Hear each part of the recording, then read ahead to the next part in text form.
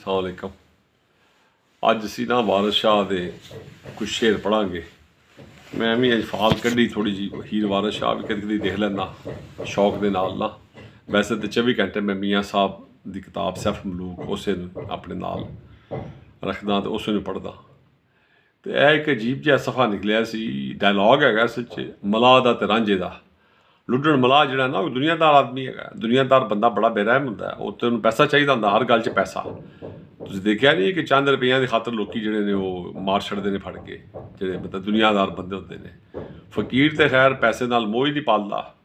तो वो रांझा जिहड़ा एक किस्म दा फकीर होया पिया, घर छड्ड के आ गया, जदाद छड्ड के सब कुछ छड्ड के आ गया, भाइयां ते भैणां अपने भरजाइयां तो रुस के वक् हो के आ गया।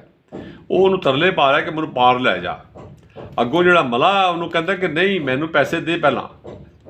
ਇਹ ਜਿਹੜੇ शेर ने दुनियादार बंदे दी वारिस शाह ने ना कमाल अकासी की है। पैसा खोल के हथ जे धरे मेरे गोदी चाई के पार उतारना हाँ अते टेकिया मुफ्त जे कद खाए चाह बेड़ियों जिमी ते मारना हाँ। ਜਿਹੜਾ कपड़ा दे ते नकद मैनू सबो उस दे कम सवारना हाँ।